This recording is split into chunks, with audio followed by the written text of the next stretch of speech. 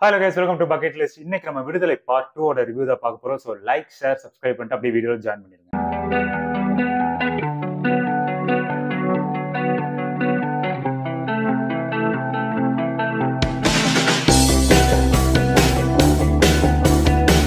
Part 1 கிளைமேக்ஸ்ல வந்து பாத்தீங்கன்னா பெருமாள் வாத்தியார் வந்து அரெஸ்ட் பண்ணியிருப்பாங்க.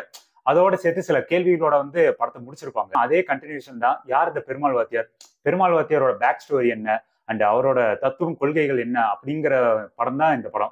இதோட சேர்த்து வந்து பாத்தீங்கன்னா இது ஒரு கட்டத்துக்கு மேல குமரேசன் கேரக்டருக்கு வந்து தெரிய வருது.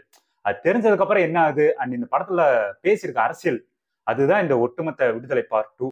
தெளிவா இன்னும் கொஞ்சம் புரியுற மாதிரி உங்களுக்கு சொல்லணும்னா, இது வந்து முழுக்க முழுக்க வெற்றிமாறன் அவர் பேசுற அரசியல் தான் இந்த ஒட்டுமொத்த படமும். பொதுவாகவே பாத்தீங்கன்னா வெற்றிமாறன் அவரோட படத்துல வந்து பாத்தீங்கன்னா அங்கங்க அரசியல் இருக்கும். பட் இந்த படத்துல வந்து பாத்தீங்கன்னா A to Z ஒரு ஃபுல் டீட்டெயிலான ஒரு எக்ஸ்பிளனேஷனான ஒரு அரசியல் வந்து பேசியிருக்காரு.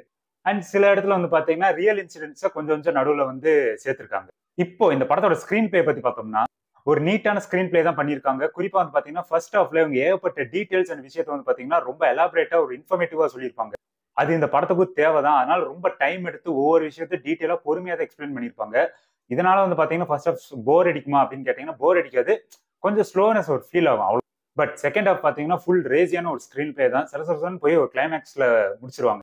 ஆஸ் யூஷுவல் நம்ம ஃபர்ஸ்ட் பார்ட்ல பார்த்ததுதான் இந்த படத்துலயும் பாத்தீங்கன்னா ஒரு மிகப்பெரிய ஒரு பிளஸ் பாயிண்ட் என்னன்னு பாத்தீங்கன்னா விஜய் சேதுபதி அண்ட் சூரி தான். இன்னொரு பக்கம் பாத்தீங்கன்னா இந்த படத்துக்கு கேஸ்டிங், அதாவது இவங்க ரெண்டு பேர்த்து தவிர்த்துட்டு இந்த மிச்சம் இருக்கிற கேஸ்டிங் பாத்தீங்கன்னா மிகப்பெரிய ஒரு பிளஸ் பாயிண்ட் இந்த படம்.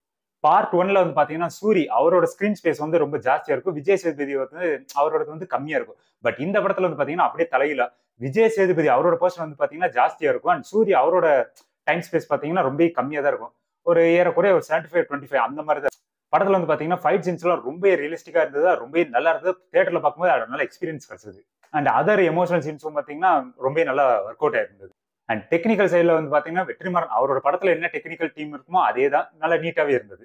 And Ken Karunas screen time பாத்தீங்கன்னா அவருக்கு வந்து ரொம்ப கம்மி தான். பட் வந்த இம்பாக்ட் அண்ட் அவர் பெர்ஃபார்மன்ஸ் பாத்தீங்கன்னா ரொம்ப நல்லா இருக்கும். அண்ட் டயலாக்ஸ் எல்லாம் ரொம்ப ஹார்ட் ஹிட்டிங்கா ரொம்ப ஸ்ட்ரைட்டா இருந்தது. அந்த அரசியல் இந்த விஷயத்தெல்லாம் ரொம்ப தெரிஞ்சவங்களுக்கு வந்து அந்த டயலாக்ஸ்ல ஈஸியா கனெக்ட் ஆகும். இது வந்து முழுக்க முழுக்க தியேட்டர்ல எக்ஸ்பீரியன்ஸ் பண்ண வேண்டிய ஒரு படம் தான் இது.